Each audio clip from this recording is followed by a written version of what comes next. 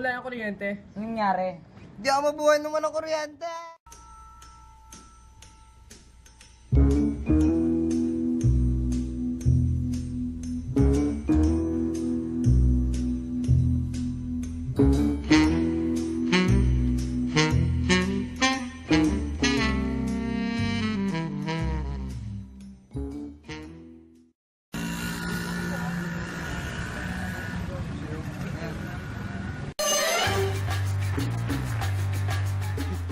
Dito po si Kuya Jay, ang aming interviewin.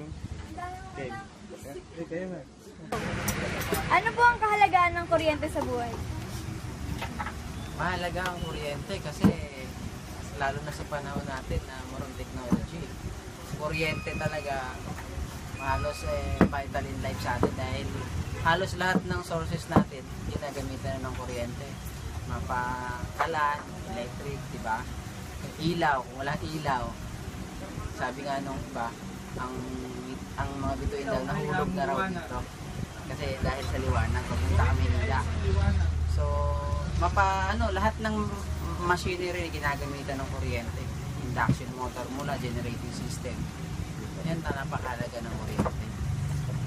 Kailangan lang mamanage ng maayos dahil ito mamatay mo. Ano po bang gagawin pag nawalan ng kuryente?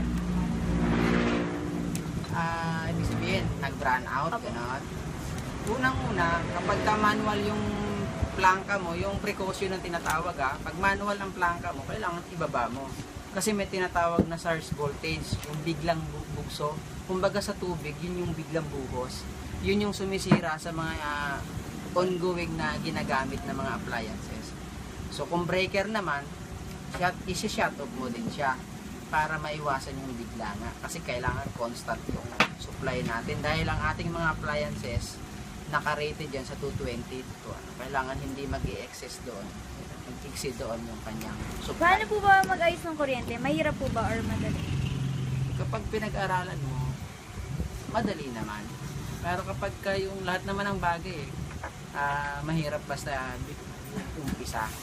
Pero kapag inayos mo, makikita mo na i-enjoy ka sa kuryente. Lalo't nakakita mo na vital sa atin. Kailangan lang maingat ka. Lagi kang naka-isolate sa ground. Mas naka-safety, harness ka. Lagi pa ng mga safety gear mo. Tawag na ito technically, tinatawag to stator. Kaya siya stator kasi stationary siya. From the word stationary. Stator siya. Ang nakaloob dito, yun yung naikot. Ang tawag naman doon rotor. From the word rotation. Kaya yun yung naikot. Yun yung rotor, naando na iwan. Right from the word rotation. Kasi naikot siya. Yan ang rotor. Ito, state commutator. Switching ang inaano nito. Ito bearing. Para maiwasan yung tinatawag na losses. Sa science kasi may tinatawag na mga losses. Hysteresis losses, eddy current losses, di ba? Pag nag-ano ka ng physics, yun mapag-aaralan mo. Ito, blower fan. Para i-dissipate niya lahat ng init na niraradiate ng RPM, yung ikot. Ito, gear para doon, shafting gear. Yun lang yun.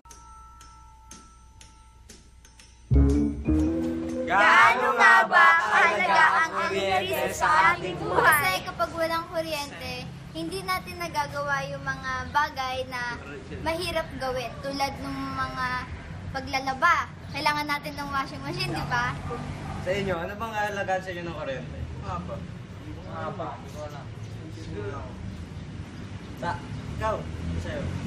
Pero muna electronics, ba di ako paggamit ng computer. Ikaw, still. Siguro hindi ko ma-charge yung cellphone ko at saka yung tablet. Ikaw, BJ. Baka di ako maano ng TV. Ako? Baka di ako makapag-charge ng cellphone ko tsaka ng mga tablet ko. Hirap na. Kaya pa naman kailangan Kasi ngayon. di ba ngayon, sa buhay natin, kailangan ginagamitan na lahat ng kuryente. Pag nawalan tayo ng kuryente, mahirap tayong gumalaw sa buhay natin. Kaya, di ba, pag wala tayong kuryente, hindi tayo nakapag-aral sa gabi, hindi tayo nakapagsulat.